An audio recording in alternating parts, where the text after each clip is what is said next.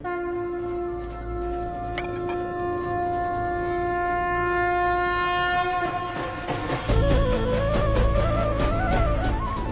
अलिल पंख अनुराग है, सुन मंडल रहथीर। दास गरीब उधारिया, सतगुरु मिले कबीर। पूर्ण परमात्मा कबीर साहिब जी की प्यारी हंसात्मा संत गरीबदास जी महाराज जी के बोध दिवस के उपलक्ष्य में संत रामपाल जी महाराज जी के सानिध्य में संत गरीबदास जी महाराज जी का बोध दिवस दिनांक 9 से 11 मार्च 2025 को संत रामपाल जी महाराज जी के विश्व भर में स्थित सभी सतलोक आश्रमों सहित भारत के 10 सतलोक आश्रमों में 3 दिवसीय महासमागम का आयोजन किया जा रहा है। इस शुभ अवसर पर दहेज मुक्त विवाह, रक्तदान शिविर, विशाल सत्संग और भव्य भंडारे का आयोजन किया गया है। आप सभी को इस अद्वितीय कार्यक्रम में सादर आमंत्रित किया जाता है। आपसे विनम्र आग्रह है कि अपने परिवार सहित इस कार्यक्रम में पधार कर इस आयोजन की शोभा बढ़ाए और जगत गुरु तत्वदर्शी संत रामपाल जी महाराज जी के सानिध्य में होने वाले इस विशाल सत्संग व अमृतमय भंडारे का आनंद प्राप्त करें। इस भव्य कार्यक्रम का आयोजन सभी सतलोक आश्रमों में किया जाएगा। इस कार्यक्रम का सीधा प्रसारण सतलोक आश्रम श्री धनाना धाम, तहसील गोहाना, जिला सोनीपत, हरियाणा से 11 मार्च 2025 को सुबह 9:30 से श्रद्धा टीवी पर संत रामपाल जी महाराज यूट्यूब चैनल और स्पिरिचुअल लीडर संत रामपाल जी पर देख सकते हैं।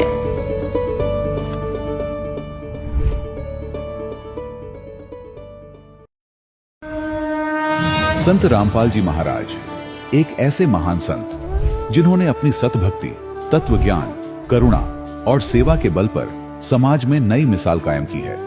संत रामपाल जी महाराज की अगुवाई में उनके सभी सतलोक आश्रमों से समाज कल्याण के अद्भुत कार्यों ने समाज को सुनहरे भविष्य की एक नई उम्मीद दिखाई है। संत रामपाल जी महाराज से नाम दीक्षा लेने के बाद लाखों लोगों की लाइलाज बीमारियां जैसे कैंसर, एड्स आदि ठीक हुई। संत जी के ज्ञान से प्रेरित होकर उनके अनुयायियों ने लाखों यूनिट रक्तदान किया। संत जी ने लाखों बहन बेटियों का दहेज मुक्त विवाह करवाया।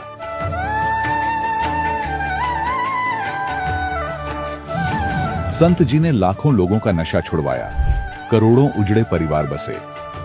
संत जी के आश्रमों में समागम के दौरान निःशुल्क नेत्र चिकित्सा, दंत चिकित्सा प्रदान की जाती है। संत रामपाल जी महाराज द्वारा समय समय पर पर्यावरण संरक्षण के उद्देश्य से बड़े स्तर पर वृक्षारोपण किया जाता है। संत जी ने जरूरतमंदों को तत्काल राहत पहुंचाने के लिए एम्बुलेंस सेवा शुरू की।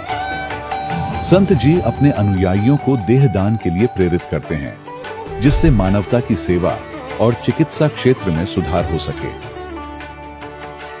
संत रामपाल जी महाराज के सभी आश्रमों में हर रोज निःशुल्क भंडारा आयोजित किया जाता है, जहां हर वर्ग, हर जाति और हर धर्म के लोग एक साथ बैठकर भोजन करते हैं।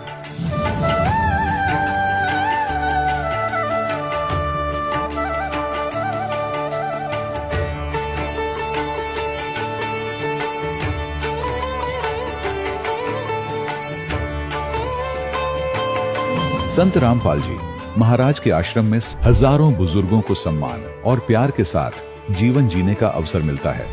उनके खाने, रहने और स्वास्थ्य की पूरी जिम्मेदारी संत रामपाल जी महाराज उठाते हैं। अनाथ बच्चों के लिए संत रामपाल जी महाराज के सभी आश्रम किसी वरदान से कम नहीं।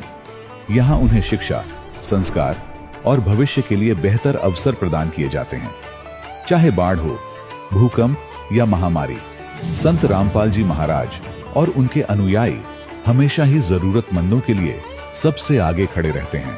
कोविड महामारी के दौरान संत रामपाल जी महाराज के आश्रमों से करोड़ों लोगों के लिए भोजन, दवाइयां और जीवन रक्षक सामग्रियां उपलब्ध कराई गई। चाहे गरीब की मदद हो या किसी शोषित और पीड़ित वर्ग के हक और सम्मान की लड़ाई, संत रामपाल जी महाराज ने हमेशा ही उनकी दबी आवाज को सरकारों तक पहुंचाया है और उन्हें उचित न्याय दिलवाने में अहम भूमिका अदा की है।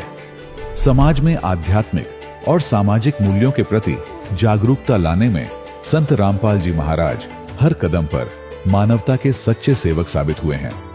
संत रामपाल जी महाराज का जीवन हमें सिखाता है कि सच्ची सेवा वही है जो निस्वार्थ भाव से की जाए। आइए हम भी इस महान सेवा के कार्य में इस महान संत से जुड़ें और संत रामपाल जी महाराज से नाम दीक्षा लेकर अपने जीवन को धन्य बनाएं।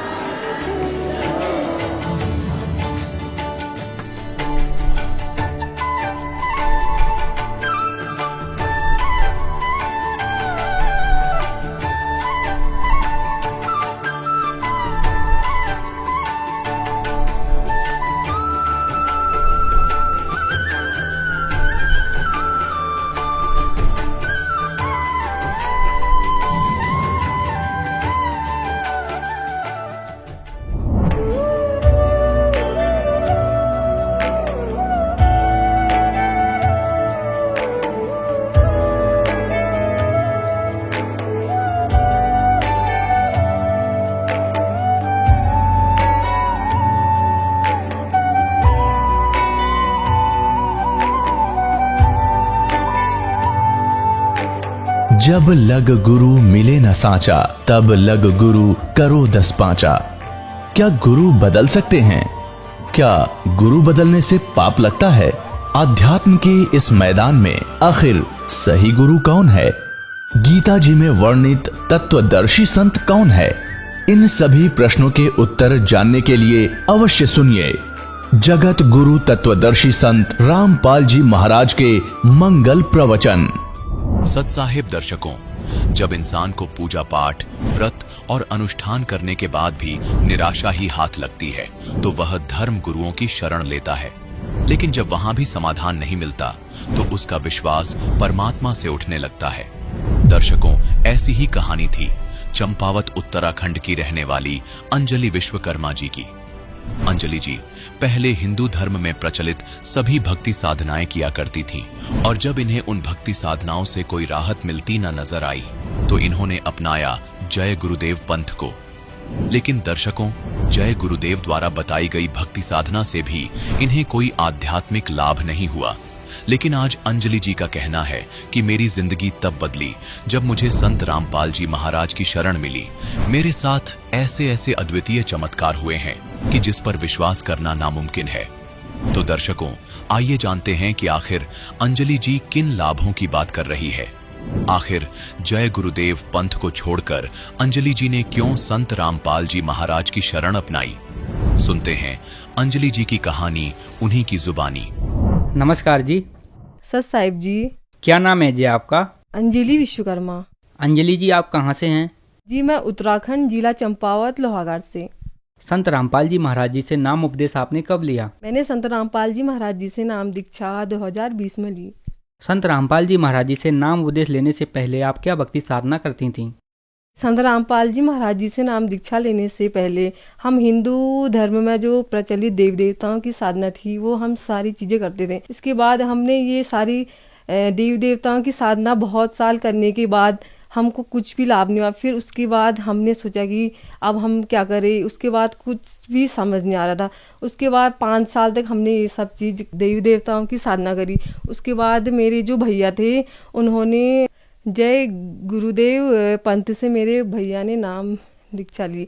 तो हम सोचते थे कि ये क्या है, तो उन्होंने वहाँ लिए तो हम सब से भी बोलते थे कि आप भी चलो, आप भी चलो।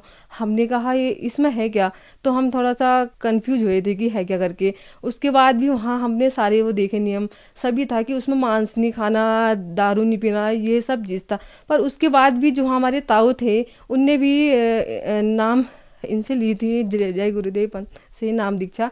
तो जो मेरे ताऊ थे बस मांस, मदिरा, तंबाकू ये सारी चीज़ तो वो खाती नहीं थे। फिर भी मेरे ताऊ बीड़ी तो पीते ही थे। तो हम भी सोचते थे कि ये पंथ मतलब कैसा है जो इसमें तो बीड़ी तो पी रहे हैं पर दारू नहीं पीते, ये नहीं पीते, मांस नहीं खाते, पर बीड़ी क्यों पीते हैं। तो मैंने अपने ताऊ से एक सवाल पूछा, ताऊ जी आप बीड़ी क्यों पीते हैं? उनने कहा कि हमारे जो गुरु जय गुरुदेव जी है उनने कहा कि बीड़ी पीते हैं। तो मैं सोचती थी कि बीड़ी भी क्यों पीते हैं, अगर ये सारी चीज़ें इसमें है तो ये क्यों पीते हैं बीड़ी भी। तो फिर आप संत रामपाल जी महाराज जी की शरण में कैसे आईं? जी इसकी तो बहुत लंबी कहानी है, मैं आपको बताना चाहूँगी। क्या हुआ कि 2013 में जो मेरे बड़े भाई थे उनने संत रामपाल जी महाराज जी से नाम दीक्षा ली थी। तो उसके बाद मेरे बड़े भाई ने ली, तो फिर अब हम मेरी फैमिली वाले जो मेरी मम्मी थे पापा थे वो सोचते थे कि मेरा बेटा पता नहीं कहाँ जो पहुँच पहुँच गया किसी संत के पास, या जो मेरे ताऊ थे पहले तो उनने ली थी। फिर उसके बाद मेरे बड़े भाई से कहा कि आप भी लो। उसके बाद 2020 में मेरे जो बड़े भाई भाई हैं उनने कहा कि हमसे आप भी लो कि संत रामपाल जी महाराज जी से। तो मेरे बड़े भाई के बोलने से हमने नाम दीक्षा ली थी। हमने ना ही कुछ बुक पढ़ी थी, ना ही कुछ हमको कुछ ज्ञान था। उसके बाद हमने अपने बड़े भाई के कहने पर नाम दीक्षा ले ली थी। तो फिर संत रामपाल जी महाराज जी की शरण में आने के बाद क्या आपको कोई लाभ भी मिले? जी सर, हमको बहुत सारे लाभ हुए सर। पहला लाभ तो ये है कि जो मेरी बड़ी बहन थी उसके जो हाथ में थी वो गांठ बन गई थी, जिसको मेडिकल की भाषा में कहते हैं लिपोमा। तो मेरी बहन को वो हो गया था। तो मेरी बहन के हाथ में गांठ होने से पहले हमने संत रामपाल जी महाराज जी से नाम दीक्षा ली थी। तो संत रामपाल जी महाराज जी से तो हमने अपनी बड़ी बहन से भी कहा कि आप भी आओ, इसमें तो कैंसर के बड़ी से बड़ी बीमारियां ठीक होती है, तो आप भी आओ, आप भी हो जाओगे ठीक। तो मेरी बहन बोलती थी नहीं, तो ये तो हो ही नहीं सकता।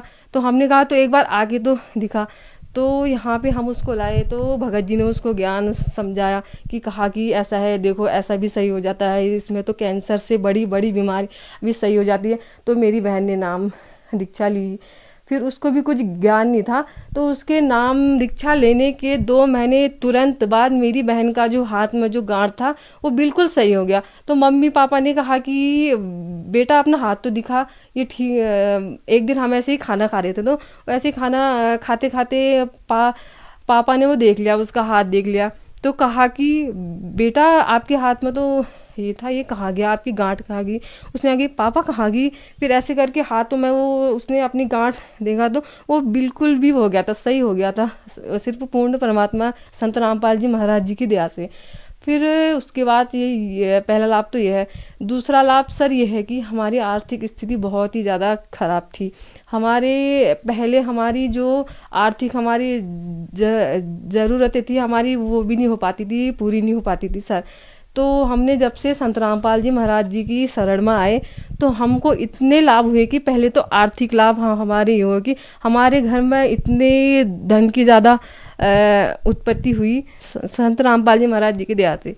आज पहले जो हमारे पास 1 रुपया तक नहीं था, कुछ भी पैसे नहीं थे, जब से हम संत रामपाल जी महाराज जी के शरण में आए, संत रामपाल जी महाराज जी की दया से हमारे पास एक गाड़ी भी है, गाड़ी मोटर सारे हैं संत रामपाल जी महाराज जी की दया से। संत रामपाल जी महाराज जी से नाम उपदेश लेने के बाद आपको बहुत सारे लाभ प्राप्त हुए। तो जो दर्शक आज आपको टीवी पर देख रहे हैं वो भी संत रामपाल जी महाराज जी से जुड़ना चाहते हैं तो कैसे जुड़ सकते हैं? संत रामपाल जी महाराज जी के विभिन्न चैनल टीवी पे आते हैं। जो टीवी में जो नीचे जो पीली पट्टी होती है उसमें सतलोक आश्रम के नंबर होते हैं, उस पे आप फ़ोन करके पता कर सकते हैं कि आपका नज़दीकी नामदान केंद्र कौन है, और वहाँ जाके आप पता कर सकते हैं और ज्ञान से जुड़ सकते हैं। धन्यवाद जी। सत साहिब। दर्शकों, अभी आपने सुने संत रामपाल जी महाराज से दीक्षा प्राप्त करके सुखी हुए भक्त के अनुभव। अब देखिए जगत गुरु तत्वदर्शी संत रामपाल जी महाराज के मंगल प्रवचन। तो इस प्रकार जो परमात्मा के ट्रीटमेंट में है, आप स्टूडेंट रहोगे जब तक परमात्मा के, आपको गलती करोगे झटके भी देगा, छोटा मोटा आपको खुरकावा धमकावेगा किसी भी कारण से, आपको सुचारू रखने के लिए। और जो चले गए नाम कटवा के, उनको आगे पता लगेगा वो किसी बैरिस्टर बनेंगे। अब जैसे ये दास जूनियर इंजीनियर सिविल की सर्विस किया करता था हरियाणा गवर्नमेंट में, उस समय हमारा भी एक नहर का काम चल रहा था, एक रोड का काम चल रहा था साथ साथ।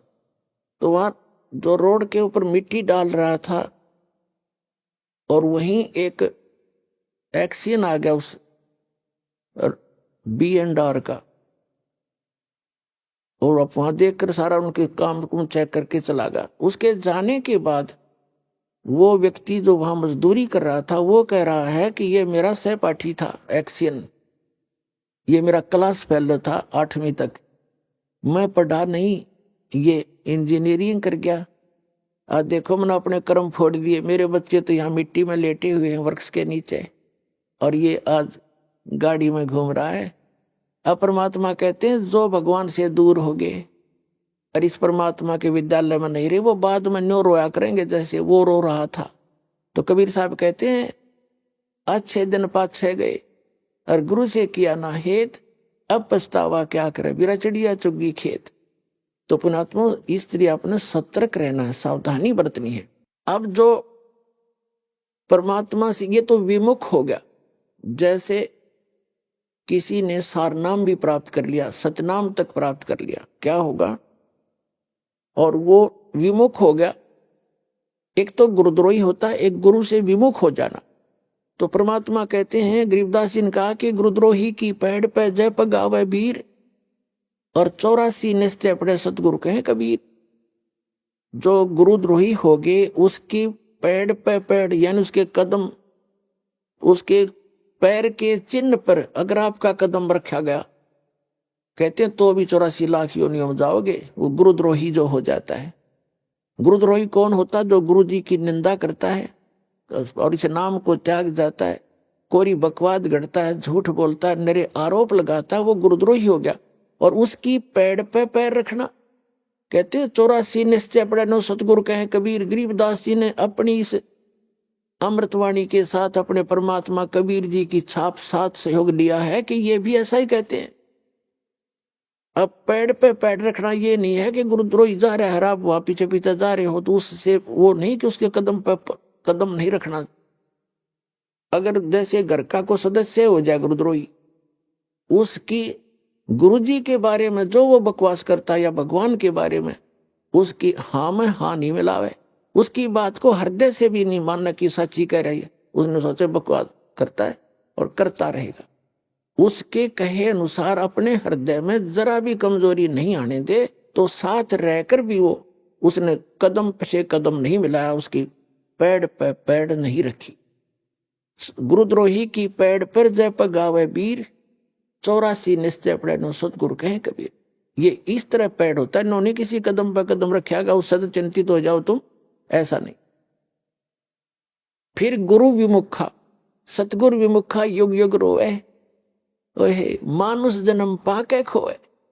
जो गुरु जी से विमुख हो गए, कहते हैं वो युग युग रोए और मनुष्य जीवन पाके खोए। अब जैसे जो सतगुरु विमुख हो गए, युग युग कैसे रोएगा? अब जैसे प्रथम मंत्र आपको दिया, इसकी आप 108 मंत्र की माला डेली फेरते हो, ज्यादा बेस से कर लेते हो, क्योंकि ये तो करने का है काम। फिर सतनाम का आपको कितनी कीमत बता रखी है।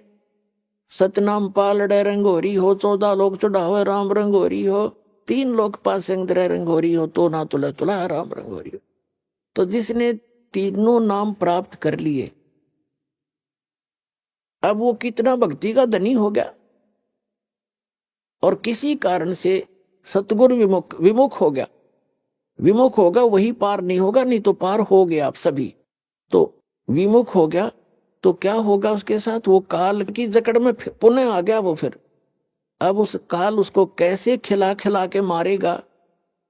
अब जैसे आपने प्रथम मंत्र का जाप खूब कर रखा है, श्री गणेश जी का, श्री ब्रह्मा शावत्री जी का, श्री विष्णु और लक्ष्मी जी का, और श्री पार्वती और महादेव जी का, और दुर्गा जी का, ये मंत्र आपने खूब कर रखे। और पहला और लास्ट तो मंत्र इन मंत्रों में है, वो परमात्मा का मंत्र है। इसके लिए उसमें इसलिए जोड़ा गया है कि जैसे कई बार क्या होता है कि प्रथम मंत्र आप ले जाते हो, कुछ घर का माहौल ऐसा होता है, कुछ विश्वास दृढ़ नहीं होता है, तो ये इतना अनमोल मंत्र है, इस मंत्र का आपने एक भी जाप कर लिया तो भी आपको मानुष जीवन मिलेगा। ये सत्कर मान लिया, मृत्यु होगी घर छोड़ गए, यानी इस नाम के लेने से, और विश्वास दृढ़ हुआ नहीं, मंत्र जरूर कर लिया, क्योंकि नाम लेगा यहां रहेगा 1-2 दिन तो ठीक से, घंटे 2 घंटे तो मंत्र वो करता ही है। और फिर घर जाकर क्या होता है, कोई न कोई अविश्वास पैदा कर देता है, कोई रिश्तेदार आकर उसको ऊपर के में वार कर धर देगा, वो न हमारा नाम खंड हो गया, उससे कुछ होना नहीं था, तो उसको ऐसे हानि हो जाती है, उसकी मृत्यु हो जाती है। तो मृत्यु भी होगी तो भी मानव शरीर मिलेगा और फिर अच्छे घर में जन्म देगा, क्योंकि सभी आत्मा उस परमात्मा की है।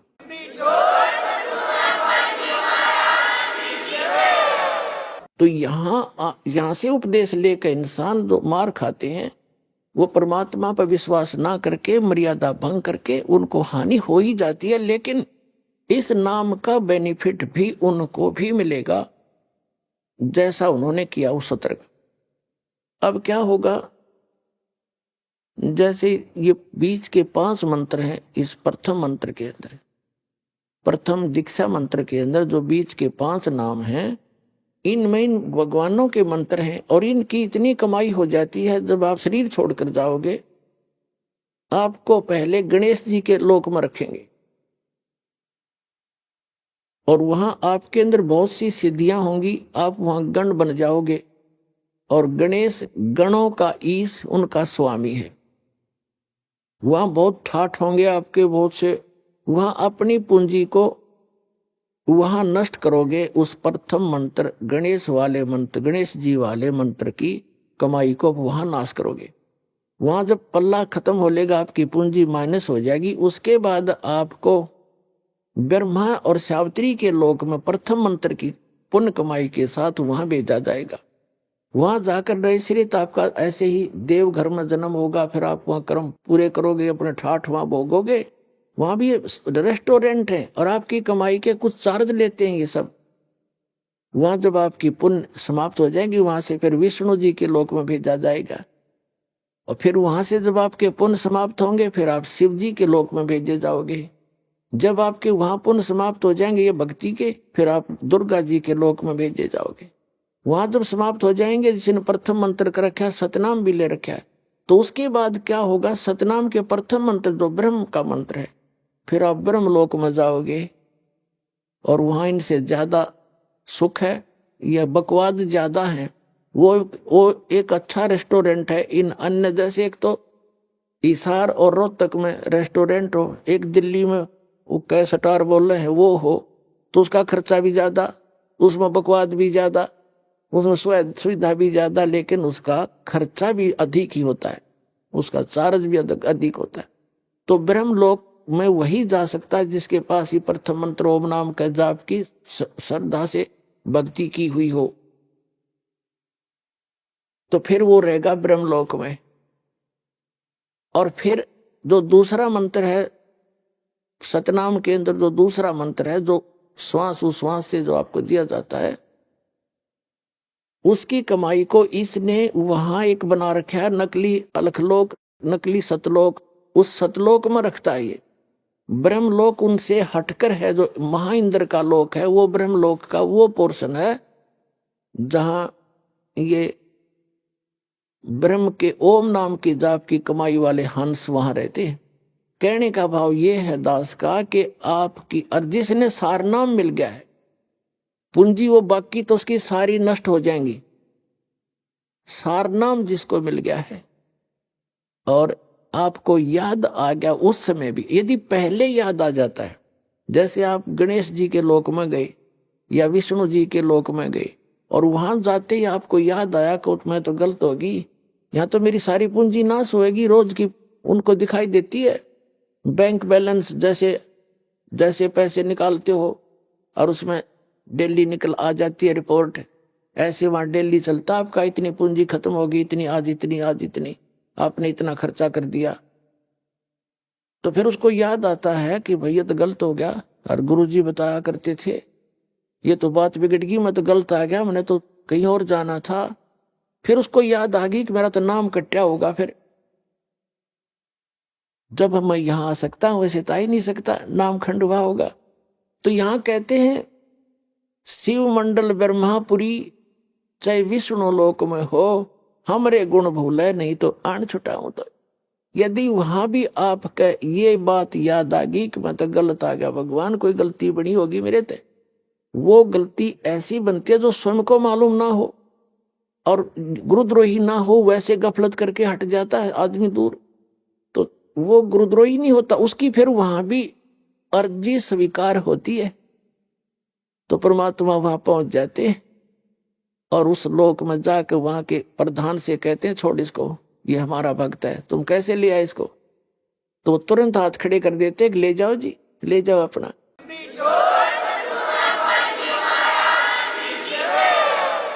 लेकिन उस नालायक ने काम कितना बिगाड़ दिया।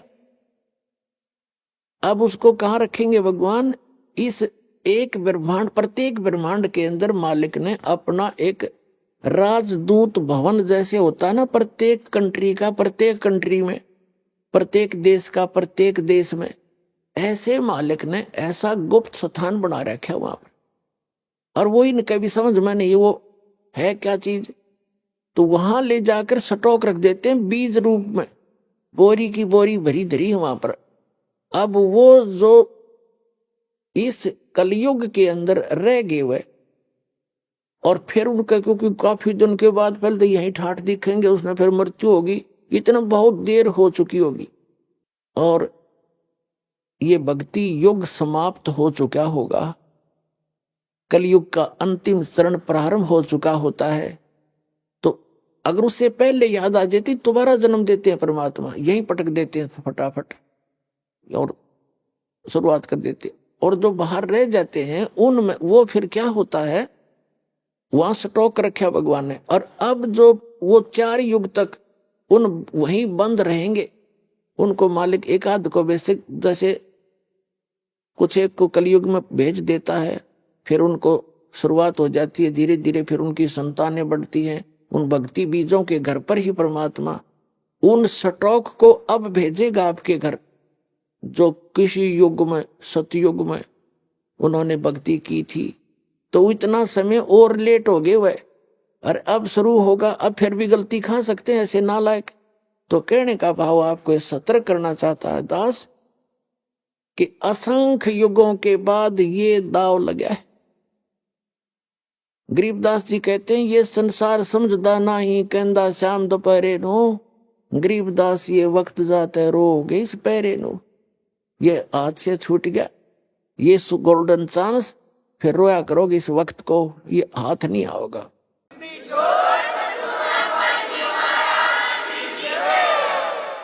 अब क्या बताना चाहा है, अब ये वो समय है जिसमें आप पार हो सकते हो। और क्या बताया है कि शिव मंडल ब्रह्मापुरी से विष्णु लोक में हो, और हमरे गुण भूला नहीं तो आन छुटाऊं। तो यदि आप हमारे गुणों को याद रखोगे कि हम कितने समर्थ हैं, तो वहां से भी तुम्हें छुटवा लाएंगे। लेकिन काम बिगाड़ दिया, और जो वहां जाकर भी जिनको याद नहीं आता, तो फिर क्या होता है, जिनको सार नाम प्राप्त है उन प्राणियों में से ये काल क्या करेगा, जैसे ब्रह्मा विष्णु महेश ये पुण्यात्मा है, और ये कभी ना कभी परमेश्वर कबीर जी की शरण में किसी इसी प्राइम टाइम में, कलयुग के इस बिचली पीढ़ी में उन्होंने सत साधना परमात्मा की शरण में आके की है। और वो सार नाम प्राप्त होने के बाद तो उनकी कमाई का अंत नहीं रहता, इतनी हो जाती है भक्ति की। तो उनमें से उनको वो अलग रखता है, उस अगम लोक में रखता है, अलख लोक में। सतलोक से ऊपर अलख लोक है, उन आपस में एक दूसरे का कोई कनेक्शन नहीं रहने देता, उनको पता भी नहीं कि ऊपर कौन रह रहे हैं दूसरे लोक में, वहां रखता है, वहां इससे अधिक उनकी सुविधाएं हैं। तो उनमें से ब्रह्मा विष्णु महेश रूप में अपने घर जन्म देके और उन पुण्यात्माओं को यहाँ का कंट्रोलर बना देता है। उनकी आयु बहुत लंबी होती है। अब पुण्यात्माओं, ये जो ज्ञान है ये कबीर गॉड गिवन है, और कबीर परमेश्वर कबीर जी ने अपनी प्यारी आत्मा गरीबदास साहिब गांव छुड़ाने जिला झज्जर हरियाणा वाले को ये ज्ञान दिया था, और वो स्वयं आकर मिले थे, उस परमात्मा के इस यथार्थ ज्ञान को हमें समझाया। अब क्या बताया है, अब जैसे ब्रह्मा जी की आयु है, पुण्यात्माओं कल का जो सत्संग था उस सत्संग को आज फिर से अब जोड़ूंगा, अब जोड़ा जा रहा है। कल जो आपको समझाया था, बताया था कि गीता ज्ञानदाता भी नासवान है। ये तीन परमात्मा, एक सरपुरुष, एक अक्षर पुरुष और परम अक्षर पुरुष, वो पूर्ण परमात्मा स्वयं है, वो सत्यनारायण है, वो अविनाशी परमात्मा है। पहले ये थोड़ा सा क्लियर करते हैं कि जैसे ब्रह्मा विष्णु महेश की भी मृत्यु होगी, ब्रह्मा जी की आयु है 100 वर्ष की और उनका 50 वर्ष पूरे हो चुके हैं, 51वां वर्ष चल रहा है। ब्रह्मा जी का 51वां वर्ष चल रहा है और उनके वर्ष बनते कैसे हैं? जैसे ब्रह्मा जी का एक दिन 1000 चतुर्युग का है और एक चतुर्युग में कितने वर्ष होते हैं? सतयुग, त्रेता, द्वापर, कलियुग, ये चारों युग मिलाकर एक चतुर्युग बनता है, चारों युगों का। और इनके कुल वर्ष कितने हैं? 43,20,000 वर्ष एक चतुर्युगी में। और ब्रह्मा जी के ऐसे ऐसे 1000 चतुर्युग का दिन इतनी ही रात्रि है। अब जैसे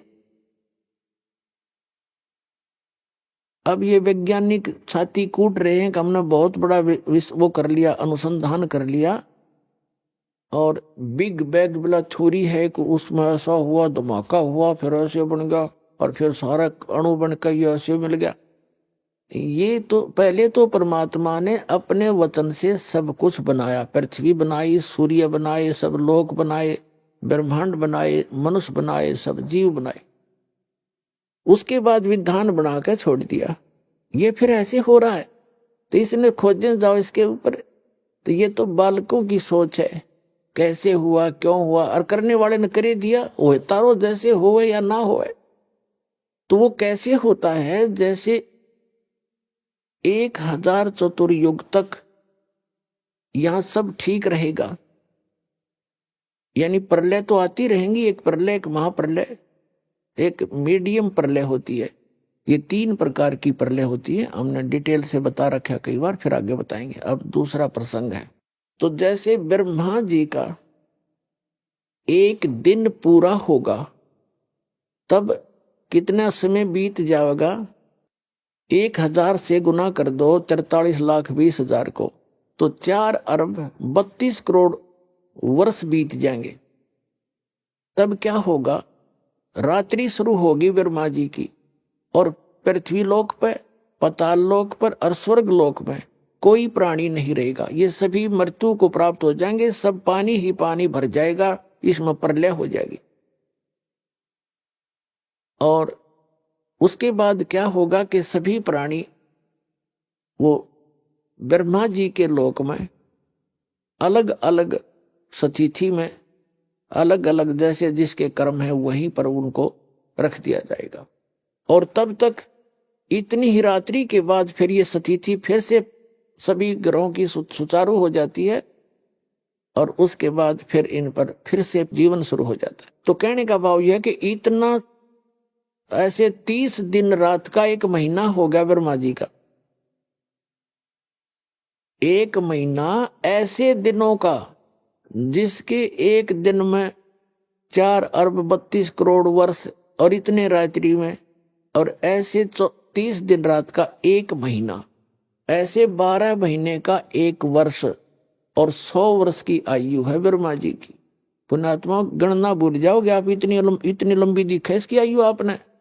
और उसके बाद विष्णु जी की ब्रह्मा जी से 7 गुना अधिक आयु है। अब ये गणना तो छोड़नी पड़ेगी, हमने ब्रह्मा जी के 100 वर्ष लेने पड़ेंगे इस गणना को आगे से बढ़ाने के लिए। तो 700 वर्ष हो गए ऐसे वर्ष बने हुए विष्णु जी की आयु।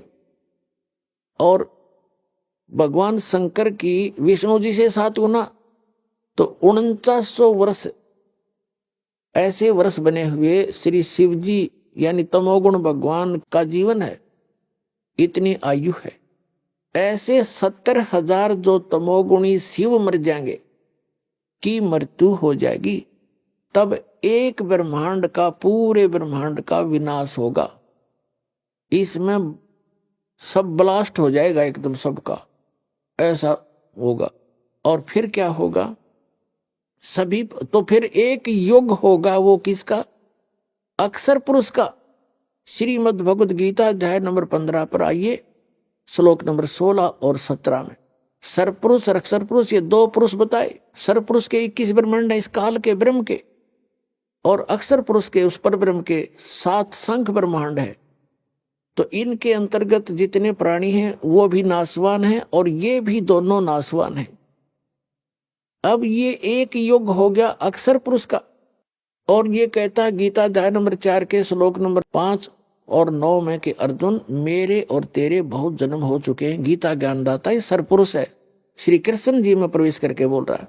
ये कह रहा है कि मेरे जन्म और कर्म अलौकिक है। कर्म तो अलौकिक ऐसे हैं जैसे विष्णु पुराण के अंदर 2 प्रमाण हैं। एक तो एक बार देवताओं और राक्षसों का युद्ध हो गया और उसमें देवता हार गए, राक्षस जीत गए। तो देवताओं ने पूजा करी विष्णु जी की, विष्णु रूप में ये काल प्रकट हो गया। उसने कहा कि मैंने तुम्हारी बात मन की जान ली है और तुम उस ससाद को, ससाद है जो मानदाता का पोता, उसको खड़ा करो युद्ध में, उसमें प्रवेश करके मैं राक्षसों को मार दूंगा। ऐसा ही किया, उसमें प्रवेश करके खुद मार गया और फिर ऐसे ही पुरंजय के शरीर में प्रवेश करके उन गंधर्वों का नाश कर दिया। एक बार नाग वंश के व्यक्तियों का और गंधर्वों का आपस में युद्ध हो गया, तो गंधर्वों ने नागों की सारी संपत्ति लूट ली। नाग माने नागवंश के पुरुष व्यक्ति, उन्होंने स्तुति की तो ये काल खुद विष्णु रूप में आ गया और इसने कहा कि पुरंजय को तैयार करो और उसको मैं उसमें प्रवेश करके इन गंधर्वों का नाश करूंगा। और गीता जी का ज्ञान दे दिया श्री कृष्ण में प्रवेश करके। तो इसके कर्म अलौकिक कैसे हैं और जन्म अलौकिक कैसे है। जैसे अब इसकी एक ब्रह्मांड का जब नाश होगा, इसकी भी मृत्यु होगी, दुर्गा की भी मृत्यु होगी, लेकिन परमात्मा ने इनको एक ऐसा आशीर्वाद दे रखा है इनकी ब्रह्म माटी रखने के लिए। इन दोनों ने महान गलती की थी। हमने गलती तो की लेकिन हमारी गलती अक्षम्य मान ली दाता ने, क्यों हमने देखा देखी कर दी थी। आपको सृष्टि रचना से इसका ज्ञान कंप्लीट होगा, उसको बार बार पढ़ा करो, सीडी ले जाओ, उसको देखा करो, पुस्तक में पढ़ो, उससे ज्ञान होगा, क्योंकि बार बार वो एक चैप्टर नहीं सुनाया जा सकता। इसलिए परमात्मा ने ऐसे उपकरण दिए हैं कि आप घर बैठे देख सकते हो, सारा परिवार बैठ के जान सकते हो, 10 मित्र इकट्ठे होकर भी देख सकते हो सीडी को। तो ऐसे तो फिर इसके अब जन्म कैसे अलौकिक है। अब जैसे ये मरेगा, ये एक ब्रह्मांड का नाश होगा जब 70,000 बार शिव की मृत्यु हो जाएगी, तमोगुण शिव की, और ये एक युग होगा इतना लंबा, एक युग होगा अक्षर पुरुष का। पुणात्मा आप बुद्धिमान इसलिए बनाए हो, शिक्षित बनाए। बुद्धिमान तो पहले भी थे हमारे पूर्वज, लेकिन शिक्षित इसलिए बनाए हो कि आप इन अपने अनमोल सदग्रंथों से परिचित होगे। जैसे श्रीमद् भगवद गीता अध्याय नंबर 8 के श्लोक नंबर 17 में लिखा है, उसमें ब्रह्मणे चतुर्युग लिखा है कि अक्षर पुरुष के, ब्रह्मणे माने वहां अक्षर पुरुष की तरफ संकेत है, पर ब्रह्म की तरफ संकेत है ब्रह्मणे का अर्थ वहां, क्योंकि वहां आयु का आंकड़ा है, आयु सीमा है। जहां आयु का लिंक नहीं है वहां ब्रह्मणे का अर्थ, जैसे 17वें अध्याय के 23वें श्लोक में, गीता में और अध्याय नंबर 4 के श्लोक नंबर 32 में, वहां परम अक्षर ब्रह्म की तरफ संकेत है। तो यहां ब्रह्मणे का अर्थ है पर ब्रह्म क्या, एक दिन 1000 युग का, उसमें नोट चतुर्युग। ब्रह्मा का एक दिन चतुर्युग का होता है और इस परब्रह्म का होता है, परब्रह्म अक्षर पुरुष का होता है 1000 युग का। वो ऐसे बने हुए युग होते हैं। आप गीता अध्याय नंबर 8 के श्लोक नंबर 17 को पुनः देखना। अब थोड़ा सा दिखा भी देता हूं, ये देखिएगा श्रीमद् भगवद गीता, इसका अध्याय नंबर आपको 8 दिखाते हैं। ये देखिएगा अध्याय नंबर 8 और श्रीमद् भगवद गीता, इसका श्लोक नंबर ये 17 है। इसमें क्या लिखा है कि सहस्र युग पर्यंतम, इसमें चतुर्युग नहीं है, सहस्र चतुर्युग नहीं है, ओनली युग, सहस्र युग पर्यंतम। अह माने दिन, यत ब्रह्मणे, यहां ब्रह्मणे का अर्थ है अक्षर पुरुष का, और जहां आयु सीमा का कोई जिक्र नहीं होता वहां ब्रह्मण्य का अर्थ होता। ब्रह्मण्य का अर्थ होता बड़ा भगवान। तो ब्रह्म से बड़ा ये ब्रह्मण्य यहाँ अक्षर पुरुष है। विदु माने जानो, अह माने दिन। इस अक्षर पुरुष का यानी पर ब्रह्म का एक दिन 1000 युग का नोट चतुर्युग। और रात्रि युग सहस्त्रांतम ते अहोरात्रि विद जना। रात्रि भी उसकी सहस्र युग की है, नोट चतुर्युग की। और जो इस प्रकार के दिन और रातों की गणना को जानते हैं वे विद्वान पुरुष हैं, वो तत्वदर्शी संत है। आगे देखो इनका अनुवाद अड़ंगा, इनका अड़ंगा अनुवाद दिखाऊं। इन्होंने ब्रह्मण्य का अर्थ लिख दिया ब्रह्मा का जो एक दिन है उसको 1000 चतुर्युगी तक की अवधि वाला। मूल संस्कृत देखो इसकी, सहस्र युग पर्यंतम, नोट सहस्र चतुर्युग पर्यंतम, ओनली सहस्र युग है। इन्होंने अड़ंगा डाल दिया चतुर्युगी। Little knowledge is the dangerous thing, नीम हकीम खतराए जान। ये नीम हकीम थे, इन्होंने अड़ंगे कर दिए। अनुत्तम का अर्थ अति उत्तम कर दिया। फूटे भाग हमारे ऐसे गुरु हमारे। और वर्जमान ने जाना होता उसका आना कर दिया। इसको कहते नीम हकीम खतराए जान, little knowledge is the dangerous thing. अब फिर देखो ये यहाँ कहना चाहिए था उस अक्षर पुरुष यानी पर ब्रह्म का जो एक दिन है वो 1000 युग का है, नोट चतुर्युग का। रात्रि भी युग सहस्रांतम यानी रात्रि भी 1000 युग की है, नोट चतुर्युग। इसमें चतुर्युग नहीं है मूल संस्कृत में। और जो पुरुष तत्व से जानते हैं वे योगी जन उस रात दिन का जो समय है उसको जानने वाले हैं।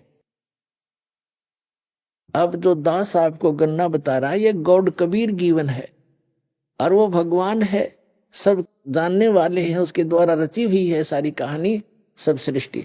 तो उन्होंने बताया है कि जैसे अब ये एक युग हुआ, ये एक युग हो गया, युग नोट चतुर्युग अक्षर पुरुष का। फिर अक्षर पुरुष की अब इनकी ये क्या होगा, एक ब्रह्मांड का विनाश हो गया।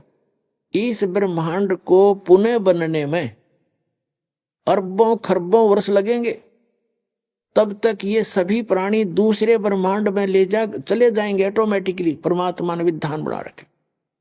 और ये काल की भी मृत्यु होगी सरपुरुष की और दुर्गा जी की भी मृत्यु होगी।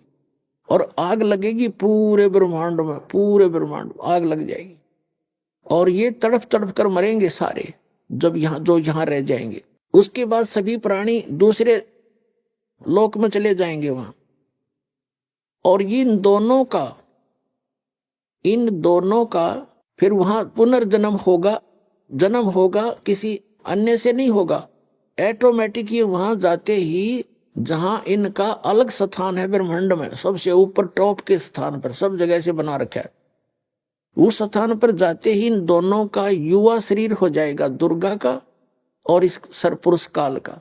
फिर इनसे, इनके कुछ वचन से और कुछ इनके शारीरिक संस्कार संयोग से ये फिर पुनः 3 पुत्रों की उत्पत्ति करेंगे। और जो अच्छी आत्माएं जो बची हुई थी उनके पुण्य फिर भी शेष रह जाते हैं। तो उनमें से फिर ये वहां, पहले तो यहां पर ब्रह्मा विष्णु महेश ऐसे जैसे एक ब्रह्मा मर गया, दूसरा पुण्यात्मा जो अब रह जाएंगे इस भक्ति को संग्रह कर पार ना हुए, वो धन सारा रह गया उनके साथ, उसको ऐसे ठगवा होगा। उनको जैसे ब्रह्मा जी की मृत्यु हुई तो नेक्स्ट पुत्र ब्रह्मा रजोगुण बना के रजोगुण क्षेत्र में रह के ये दोनों दुर्गा और ये वहां एक पुत्र उत्पन्न करते हैं, वो ऑटोमेटिकली रजोगुण हो जाता है।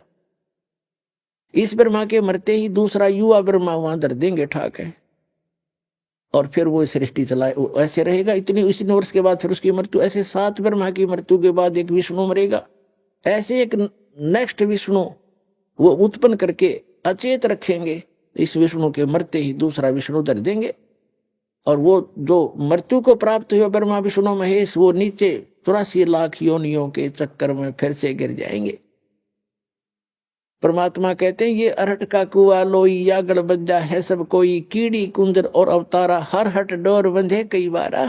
असंग जन्म हो गए, इन्हों भी ऐसे चक्कर काटते हैं। ये अवतार तक ब्रह्मा विष्णु महेश तक की मृत्यु होती है। ऐसे ही जब शिव मरेगा उससे पहले एक तमोगुण युक्त उन्हीं पुण्यात्माओं में से एक शिव को रख लेगा और फिर उस शिव की मृत्यु होती उसको रख देगा। ऐसे इसने अपनी व्यवस्था बना रखी है। इसको 1 लाख मानव शरीरधारी प्राणी खाने होते हैं और उस अपने खाने के लिए इसने तीनों पुत्रों की ड्यूटी ला रखी है। इनको ऐसे गुण युक्त बना रखा है, इनके भी बस की बात नहीं है। अब आपने गरीबदास साहिब जी की वाणी में एक पढ़ा, जैसे आपने तो नहीं पढ़ा होगा, बहुत पर बोला है दास ने कि राम कृष्ण सतगुरु सहजादे और भक्ति हेत या हुए प्यादे। कहते ब्रह्मा विष्णु और महेशा ये तीनों देव दयालु हमेशा। अब जो ये वचन बोला है कितना गूढ़ है कि राम कृष्ण उस परमात्मा के सहजादे हैं, यानी उन विशेष अच्छी आत्माएं हैं। इन्होंने घणे भक्ति करी थी लेकिन गलती खा गए, यहीं रह गए। ये है उस परमात्मा की प्यारी आत्मा। अब ये फिर कभी इतने युगों के बाद ये पृथ्वी पर पटके जाएंगे और फिर इनका मनुष्य जन्म होगा। यानी जब कभी मनुष्य जीवन होगा परमात्मा फिर इनको पकड़ेंगे। जैसे कहते हैं जो जन मेरी शरण है ताका हूं मैं दास और गेल गेल लाग गया फिरूं जब तक धरती आकाश। तो इन्होंने कितना काम बढ़ा लिया, जो इसी गलती करके ऐसी भक्ति करके सार नाम तक प्राप्त करके यही धक्के खा रहे हैं। अब टिंडे ले लिए ब्रह्मा विष्णु महेश बन के फिर यहाँ गधया बने, बता क्या फायदा हुआ इनका। तो पुण्यात्माओं तत्व ज्ञान के भाव से हम बड़ी भारी गलतियां कर गए। अब इसको बड़े ध्यान से रखना, इस अनमोल रत्न है, संभाल के रखना इसको।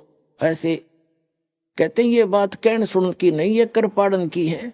ये कहन सुन की नहीं, ये करण की है ये काम। अब जो प्रसंग हमारा फिर आते हैं, ये तो इनका निर्णय दे दिया आपको, इनकी ऐसी स्थिति होगी। अब जो अक्षर पुरुष है इसकी मृत्यु कैसे होगी, इसका कितना पीरियड है, जैसे एक युग बना ऐसा जो आपको बताए। 1000 ऐसे बने हुए युग का इसका दिन इतनी ही रात्रि है।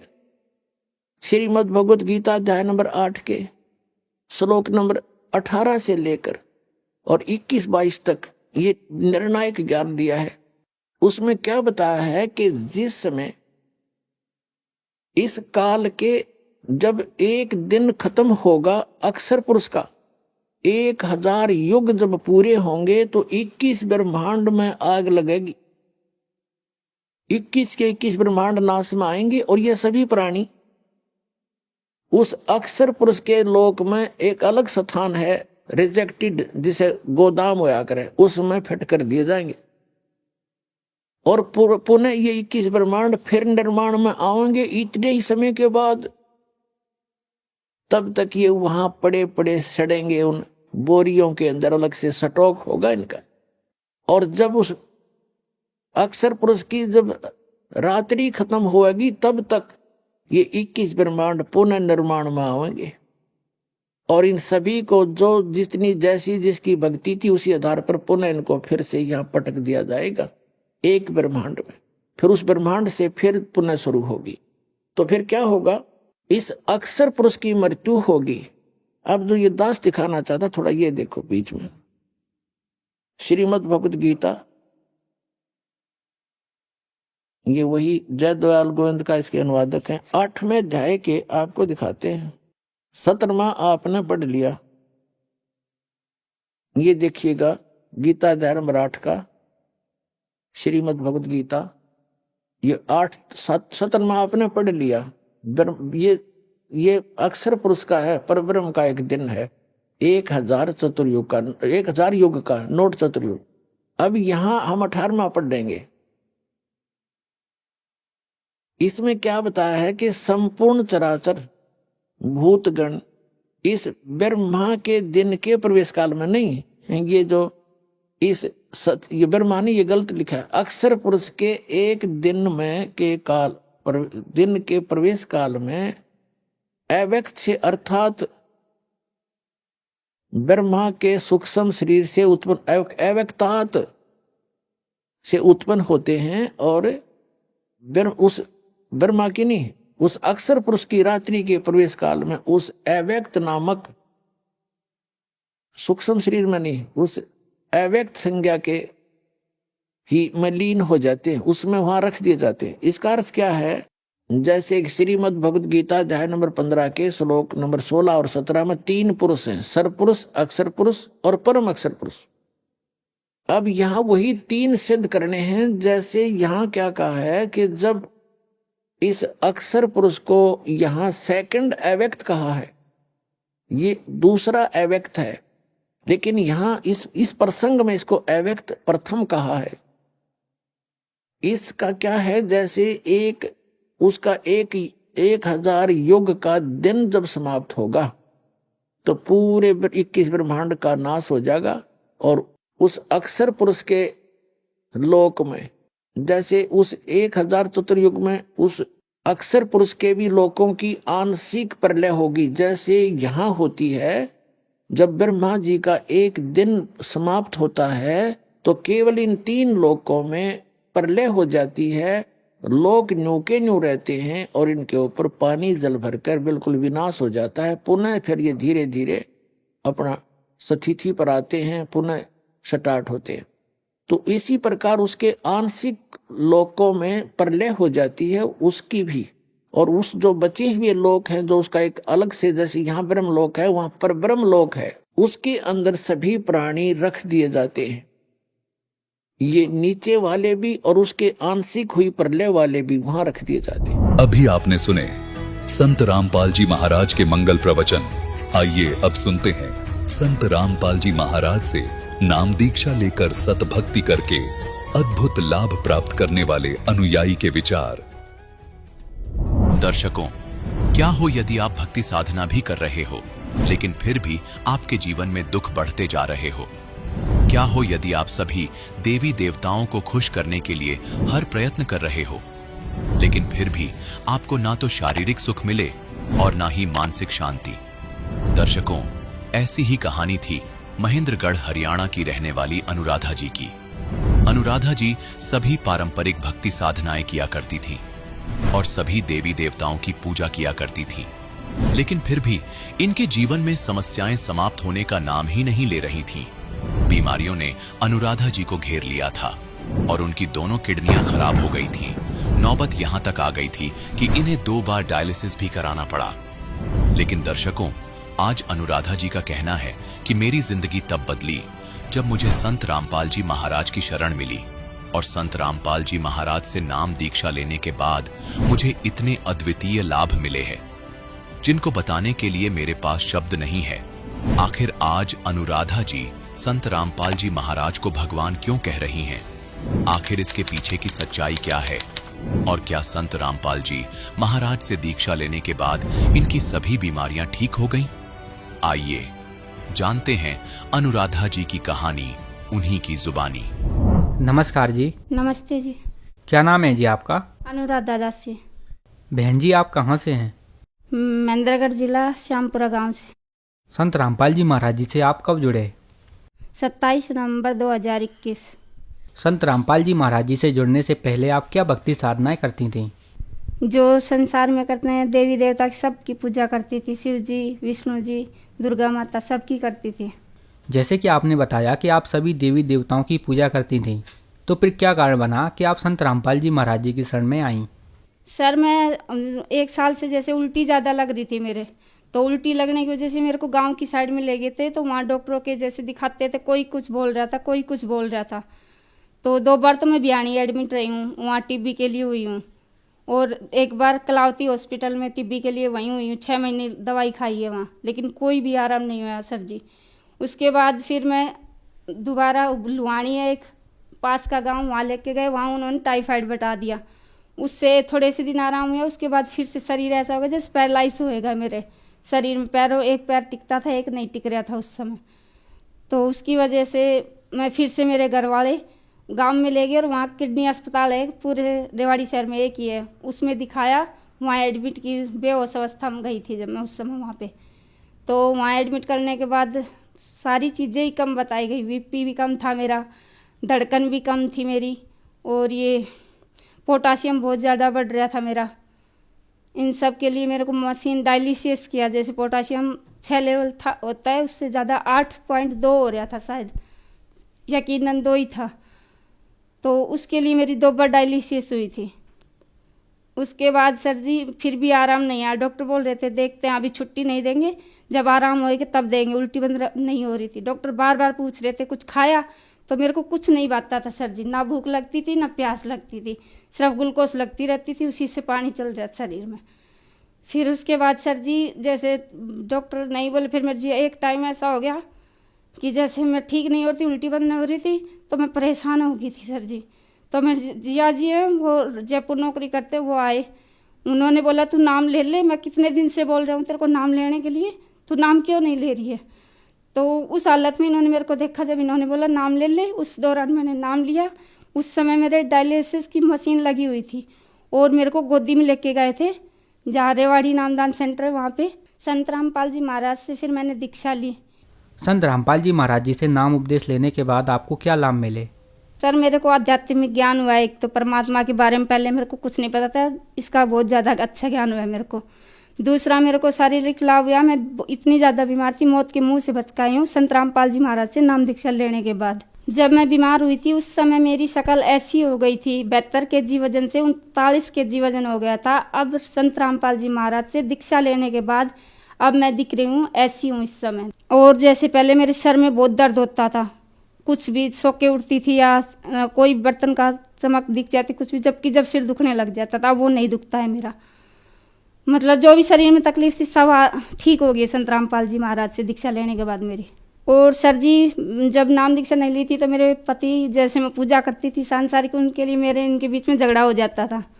अब वो भी नहीं होता है, मानसिक तनाव तो वो भी हट गया मेरा। संत रामपाल जी महाराज जी से जुड़ने के बाद आपको बहुत सारे लाभ प्राप्त हुए, तो संत रामपाल जी महाराज जी से नाम उपदेश कैसे प्राप्त कर सकते हैं?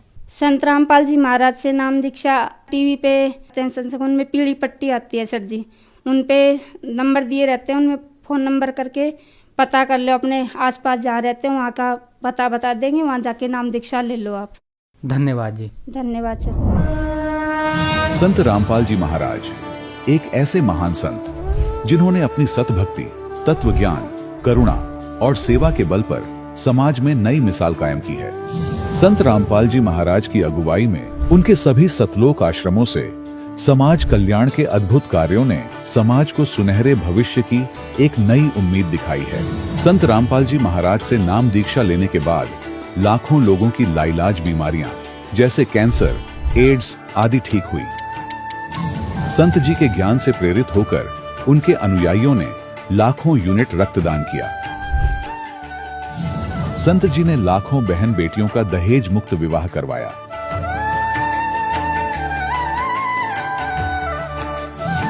संत जी ने लाखों लोगों का नशा छुड़वाया, करोड़ों उजड़े परिवार बसे।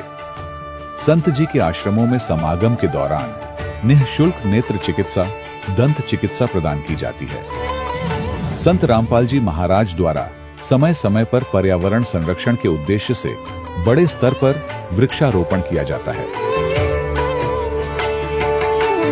संत जी ने जरूरतमंदों को तत्काल राहत पहुंचाने के लिए एम्बुलेंस सेवा शुरू की। संत जी अपने अनुयायियों को देहदान के लिए प्रेरित करते हैं, जिससे मानवता की सेवा और चिकित्सा क्षेत्र में सुधार हो सके।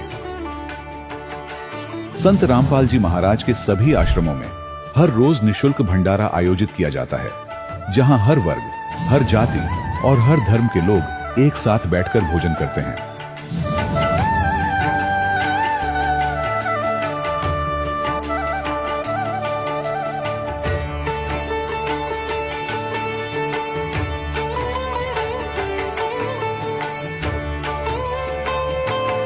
संत रामपाल जी महाराज के आश्रम में हजारों बुजुर्गों को सम्मान और प्यार के साथ जीवन जीने का अवसर मिलता है। उनके खाने, रहने और स्वास्थ्य की पूरी जिम्मेदारी संत रामपाल जी महाराज उठाते हैं। अनाथ बच्चों के लिए संत रामपाल जी महाराज के सभी आश्रम किसी वरदान से कम नहीं। यहाँ उन्हें शिक्षा, संस्कार और भविष्य के लिए बेहतर अवसर प्रदान किए जाते हैं। चाहे बाढ़ हो, भूकंप या महामारी, संत रामपाल जी महाराज और उनके अनुयायी हमेशा ही जरूरतमंदों के लिए सबसे आगे खड़े रहते हैं। कोविड महामारी के दौरान संत रामपाल जी महाराज के आश्रमों से करोड़ों लोगों के लिए भोजन, दवाइयां और जीवन रक्षक सामग्रियां उपलब्ध कराई गई। चाहे गरीब की मदद हो या किसी शोषित और पीड़ित वर्ग के हक और सम्मान की लड़ाई, संत रामपाल जी महाराज ने हमेशा ही उनकी दबी आवाज को सरकारों तक पहुंचाया है और उन्हें उचित न्याय दिलवाने में अहम भूमिका अदा की है। समाज में आध्यात्मिक और सामाजिक मूल्यों के प्रति जागरूकता लाने में संत रामपाल जी महाराज हर कदम पर मानवता के सच्चे सेवक साबित हुए हैं। संत रामपाल जी महाराज का जीवन हमें सिखाता है कि सच्ची सेवा वही है जो निस्वार्थ भाव से की जाए। आइए हम भी इस महान सेवा के कार्य में इस महान संत से जुड़ें और संत रामपाल जी महाराज से नाम दीक्षा लेकर अपने जीवन को धन्य बनाएं।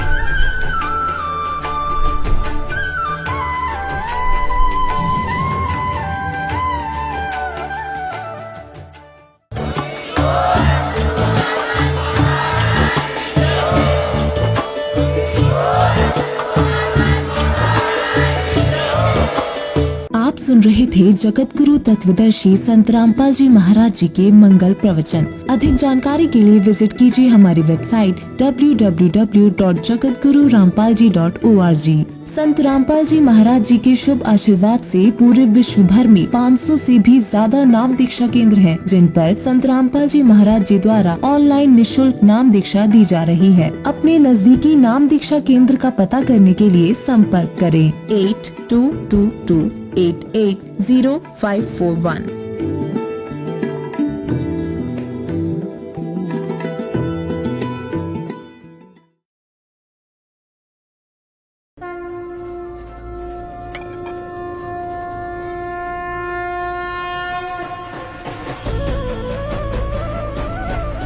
ग्रीब अलल पंख अनुराग है, सुन मंडल रहथीर। दास गरीब उधारिया, सतगुरु मिले कबीर। पूर्ण परमात्मा कबीर साहिब जी की प्यारी हंसात्मा संत गरीबदास जी महाराज जी के बोध दिवस के उपलक्ष्य में संत रामपाल जी महाराज जी के सानिध्य में संत गरीबदास जी महाराज जी का बोध दिवस दिनांक 9 से 11 मार्च 2025 को संत रामपाल जी महाराज जी के विश्व भर में स्थित सभी सतलोक आश्रमों सहित भारत के 10 सतलोक आश्रमों में 3 दिवसीय महासमागम का आयोजन किया जा रहा है। इस शुभ अवसर पर दहेज मुक्त विवाह, रक्तदान शिविर, विशाल सत्संग और भव्य भंडारे का आयोजन किया गया है। आप सभी को इस अद्वितीय कार्यक्रम में सादर आमंत्रित किया जाता है। आपसे विनम्र आग्रह है कि अपने परिवार सहित इस कार्यक्रम में पधार कर इस आयोजन की शोभा बढ़ाएं और जगत गुरु तत्वदर्शी संत रामपाल जी महाराज जी के सानिध्य में होने वाले इस विशाल सत्संग व अमृतमय भंडारे का आनंद प्राप्त करें।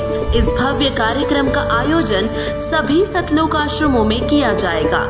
इस कार्यक्रम का सीधा प्रसारण सतलोक आश्रम श्री धनाना धाम, तहसील गोहाना, जिला सोनीपत, हरियाणा से 11 मार्च 2025 को सुबह 9:30 से श्रद्धा टीवी पर संत रामपाल जी महाराज यूट्यूब चैनल और स्पिरिचुअल लीडर संत रामपाल जी पर देख सकते हैं।